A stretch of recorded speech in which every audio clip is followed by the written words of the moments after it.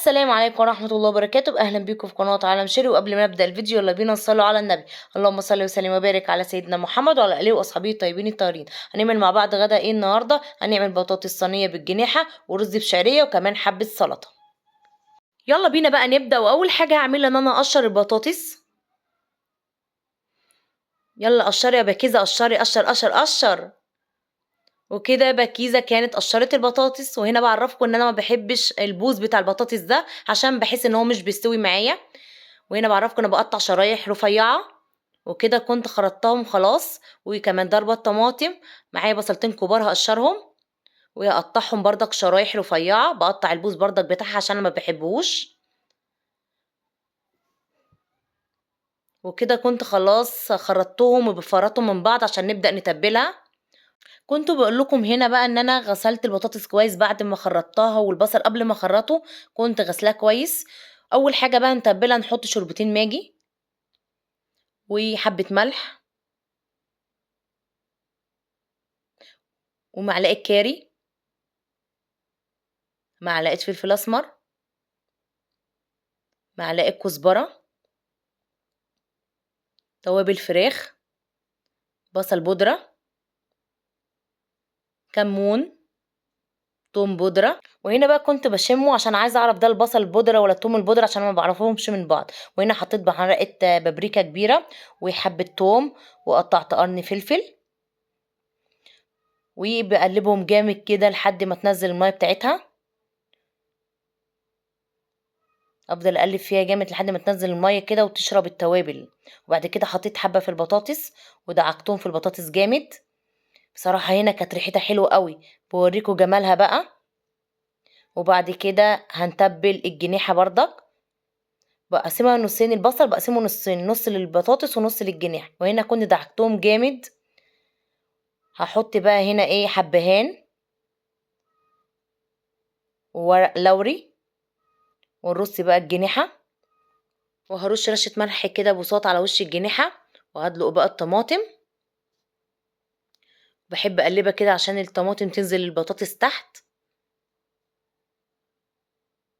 هحط حبة زيت ومعلقتين سمنة. وبكده خلاص كنت خلصتها بقى، اروح احطها على النار وارجع اشوف هنعمل ايه تاني. وهنا بقى حبيت اغسل المواعين اللي انا عملتها. بحب ان انا اغسل اول باول كده عشان مبقاش حواليا كركبة. كنت بقول لكم بقى ان هنا البطاطس ريحتها حلوة قوي قوي. وغطيت عليها شوية وبعد كده هغطيها. يلا بينا بقى نعمل الرز. هحط بقى الحلة على النار واحط فيها معلقتين سمنة وحبة زيت عشان الزيت ده هو اللي بيخلي الرز يفلفل. كنت بشوف البطاطس استوت ولا لسه، لقيتها استوت والجناحة كمان كانت استوت. ورحت طفيت عليها النار. هولع الفرن بقى يسخن عشان تدي لون كده من على الوش. حطيت الشعرية، انا بحب هنا الشعرية كتير في الرز.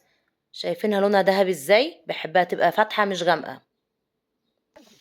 كنت غاسلة طبعا الرز كويس جدا ومصفياه. وقلب قلب قلب. وبعد كده حطيت الملح وقلب قلب قلب تاني. لازم اشوحه كويس عشان الرز يطلع مفلفل. كنت مسخنه ميه في الكتل وحطيت عليه الميه وهغطي عليه.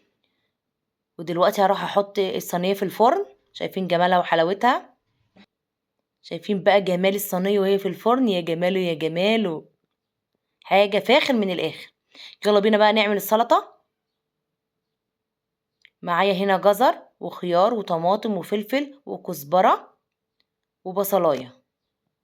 خرطت خلاص السلطه. حطيت حبه ملح، حبه فلفل اسود، حبه كمون، حبة كزبرة، رشة خل، حبة زيت.